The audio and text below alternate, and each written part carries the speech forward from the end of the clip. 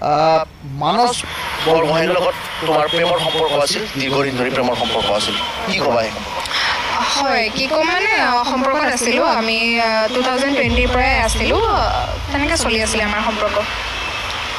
তেওঁ আলফা স্বাধীনত যোৱা কথাটো তুমি গম পোৱা? নাই, নাপাওঁ। আলফা স্বাধীনত গম নাপাওঁ, কাৰণ ফেচবুকতহে দেখিছোঁ,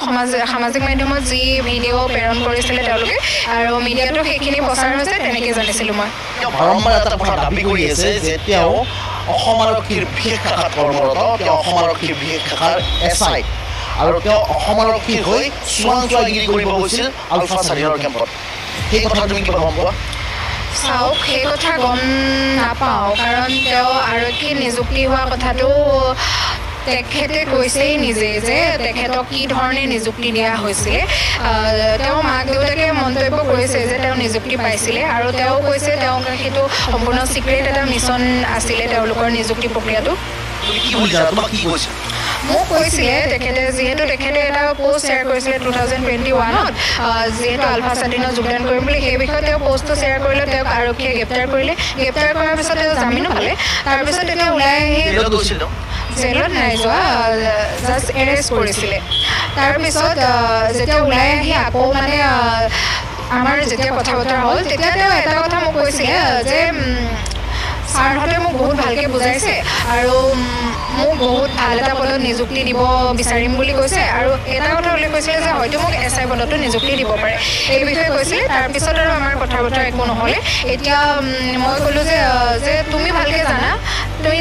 জনা শুনা ল'ৰা, ভাল এজন শিক্ষিত ল'ৰাই হয়, তুমি নিজে কথাটো বিবেচনা কৰি চাই লোৱা কি সিদ্ধান্ত লোৱা, চাকৰি বিষয়ত তুমি জইন কৰা নকৰা এইখিনি তোমাৰ কথা। তাৰপিছৰ পৰা আমাৰ একো কথা বতৰা সেই বিষয়টোত নোহোৱা হ'ল নাই, আৰু তাৰপিছত নক'লে তেওঁ মোক এই বিষয়ে। যিহেতু এতিয়া গম পাইছোঁ, মাক দেউতাকক কৈছিলে তেওঁ SI পদত নিযুক্তি পাইছিলে, মাক দেউতাকৰ পৰা এই নিযুক্তিৰ পিছত ইউনিফৰ্ম কিবা কিবি এনেকৈ বিভিন্ন ধৰণৰ বস্তু কিনিবৰ কাৰণে পইচা পাতিও লৈছোঁ বুলি তেওঁ নিজে কৈছে, মাক দেউতাকো কৈছে হয় দিয়াটো সঁচা, পইচা দিছিলে বুলি। এই সূত্ৰে এতিয়াতো ময়ো গম পাইছোঁ যে তেওঁ SI পদত নিযুক্তি পাইছিল, কিন্তু আৰক্ষী বিষয়াসকলে এতিয়া সকলোখিনি জানিব। তেওঁলোকে যদি নিযুক্তি দিছিল তেওঁলোকে কোৱাটো জৰুৰী আছিল চাগে, নাজানো এতিয়া পাইছিল নাপাইছিল তেওঁলোকেই জানিব, আৰু যিহেতু নাপালে মিছা কথা এটা ক'ব পাৰে জানো, সেইটো এটা কথা। শেহতীয়াকৈ মানে এতিয়া কেনেকৈ থাকিব চাওক, এতিয়াতো থকাৰ কোনো সম্ভৱেই নহয়, কাৰণ তেওঁ আলফা স্বাধীনত যোগদান কৰিলে। নাই, নাপাওঁ। যোগদান কৰা কথাটো মোৰ লগত চাওক 2023 অক্টোবৰ মানলৈকে মোৰ লগত কথা বতৰা হৈ আছিলে। তাৰপিছত নৱেম্বৰ মাহত তেওঁ আলফাত জইন কৰিছে বুলি আমি ভিডিঅ' এটা দেখা পালোঁ। আৰু সম্পৰ্ক ৰখা নাই মানে কেনেকৈ পাৰিম চাওক, সম্পৰ্ক ৰখা কথাই নহয়, এইটো নোৱাৰি। নাই কৰা। মানস চলিহা আৰু আন এজন ব্যক্তিৰ নাম বাৰম্বাৰ তেওঁ উল্লেখ কৰি আছে যে মানস চলিহা হেনো তেওঁ তাত যি প্ৰশিক্ষণ চোৱাগিৰি কৰাৰ কাৰণে যি প্ৰশিক্ষণ, সেই প্ৰশিক্ষণ দিছিল বেলতলাৰ তাত বিশেষ ফ্লেটত। মানস চলিহাক তুমি চিনি পোৱা? মানস চলিহাক চিনি পোৱা মানে মানস চলিহা মোৰ একে গাঁৱৰে হয়, সেইবাবে মানস চলিহাক মই চিনি পাওঁ, মোৰ একে গাঁৱৰে যেতিয়া তেখেত হয়। কিন্তু এই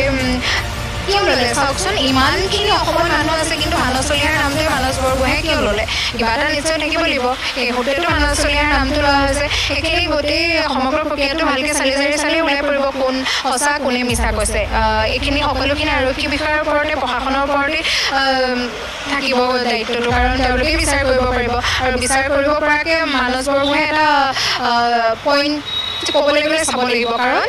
তেখেতৰ পাৰ্চনেল যিটো নাম্বাৰ হয় সেই নাম্বাৰটো শ্বেয়াৰ কৰি ইমান সাহসেৰে সকলোৰে আগত দি দিছে, যেতিয়া সেই নাম্বাৰটো চালে গোটেইখিনি ওলাই পৰিব বুলি তেওঁ দিছে, তেতিয়া সেই নাম্বাৰটো ভালকৈ তদন্ত কৰি চালে গোটেইখিনি ক্লিয়াৰ হ'ব। আৰু মানস চলিহা যদি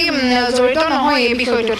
মানস বৰগোহাঁইয়ে ইমান গভীৰভাৱে ইমান সাহসেৰে ক'ব নোৱাৰে, নিশ্চয় কিবা এটা থাকিব লাগিব। সেই সূত্ৰেতো তেওঁ এই অসমত ইমানখিনি মানুহৰ ভিতৰত কেৱল তেওঁৰ নামটোৱে যে ল'লে, সেইটোতো ভালকৈ আৰক্ষী বিষয়াই গম পাব, ভালকৈ চালে গোটেইখিনি ওলাই পৰিব। বৰগোহাঁইয়ে এটা কথা বাৰম্বাৰ কৈ আছে যে মানস চলিহা শীৰ্ষ আৰক্ষী বিষয়া, তেওঁক প্ৰশিক্ষণ দিছিল আন এগৰাকী যুৱতী যাৰ নাম মহিলা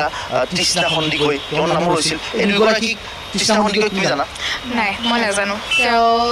যিগৰাকী ব্যক্তিৰ কথা ক'লে সেইহতে মই মানস চলিহাকে জানো মানস চলিহাক চিনি পাওঁ কাৰণ মোৰ গাঁৱৰ চলিহা আৰক্ষী শিক্ষক বিষয়া নেকি মই সেই বিষয়ে নাজানো তেওঁ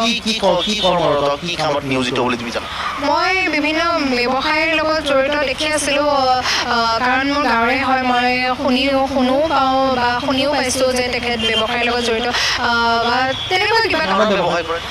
তেখেতৰ বিভিন্ন কিবা দেখিছিলোঁ মাজতে ফেচবুকত হয়তো এতিয়া আপোনালোকেও দেখি আছে বিভিন্নজনে বিভিন্ন ধৰণে দি আছে তেখেতে আলুৰ ব্যৱসায় মাছৰ ব্যৱসায় এনেকুৱা কিবা কিবি কৰি আছিলে বুলি সেইমতে যেনেকৈ বিভিন্নজনে মতামত দিছে ময়ো সেই একেখিনিয়ে গম পাওঁ মানস চলিহাৰ যিগৰাকী প্ৰেয়সী পিংকি তোমাৰ খুব ভাল বান্ধৱী পিংকিৰ লগত কেতিয়াবা কথা বতৰা হৈছিলে মানস চলিহাৰ সম্পৰ্কত নাই খুব ভাল বান্ধৱী বুলি ক'বলৈ গ'লে কাৰণ চাওক পিংকি আৰু মই একেখন গাঁৱৰে হয় আমি একেলগে পঢ়া একেখন স্কুলত পঢ়া নহয় আমি ছেম এজৰ হয় কিন্তু আমি টিউশ্যন ক্লাছ একেলগে কৰিছোঁ সেয়াও হয় আমি কিন্তু তাৰপিছত চাওক মেট্ৰিক পাছ কৰাৰ পিছত আমি দুইজনী বেলেগ বেলেগ হৈ গ'ল তাইও বেলেগ ঠাইত পঢ়িব গ'ল কলেজ বেলেগ হ'ল ময়ো বেলেগ ঠাইত হেৰি হ'ল কিন্তু আমি একে লগৰ হৈ চিনি পাওঁ ভাল একেখন গাঁৱৰে হয় আমি মানস চলিহা আৰু পিংকি বুলি যোনগৰাকী ছোৱালীৰ নাম উল্লেখ কৰিলে তাই আৰু মই একেখন গাঁৱৰে হয় বাৰু সেইটো সঁচা কথা মানস বৰগোহাঁইৰ লগত যিহেতু তোমাৰ সম্পৰ্ক আছিল কেতিয়াবা মানস চলিহাৰ কথা কৈছিলনে নাই চাওক মই জনা নাছিলোঁ কাৰণ মানস চলিহা চাওক তেওঁলোকৰ বিষয়টোৱে গোটেই ছিক্ৰেট হিচাপত তেওঁ মানস বৰগোহাঁই নাই জনোৱা হয়তো সেইকাৰণে যিহেতু ছিক্ৰেট হয় গোটেইখিনি হয়তো মোক জনাব লাগিলে বুলি চাগে তেওঁলোকে নাভাবিলে হয়তো মানস চলিহাই মানাও কৰিব পাৰে নাজানো এই বিষয়ত কেনেকুৱা কি ধৰণৰ কথা আৰু এটা বিশেষ এপাৰ্টমেণ্ট ৰয়েল এনক্লেভ আৰু সেই ৰয়েল এনক্লেভতে মানস বৰগোহাঁইক প্ৰশিক্ষণ দিয়া বুলি তেওঁ বাৰম্বাৰ ভিডিঅ' যোগে দাবী কৰি আছে সেই ৰয়েল এনক্লেভলৈ কেতিয়াবা দেখিছা থকা তুমি জানা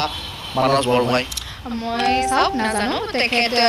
কাৰণ নাজানো বুলিতো নাজানোৱেই কি কাৰণে নাজানো বুলি ক'বলৈ গ'লেও হয়তো তেওঁ নক'লে চাগে ক'বলৈ মানাও কৰা হ'ল বুজি পাব তেখেতে এজন যিহেতু পিতৃ হয় পিতৃ হিচাপে এগৰাকী নক'লে চাগে ক'বলৈ মানাও কৰা হ'ল যিহেতু সকলোখিনি মানুহৰ আগত যেতিয়া কথাটো বন্দী কৰি ৰখা হৈছে শেষত আলফা চাৰিৰ মুখ্যধাৰা দক্ষ পৰেশ বৰুৱাৰ প্ৰতি কিবা আহ্বান থাকিব নেকি কাৰণ তেওঁ নিজৰ জীৱন মৃত্যুৰ সৈতে তেওঁ যুঁজি আছে এই মুহূৰ্তত হয় নিশ্চয় থাকিব কাৰণ এজন ব্যক্তি যেতিয়া তাতে হয় নিশ্চয় যিহেতু মানস বৰগোহাঁই তাতে বন্দী হৈ আছে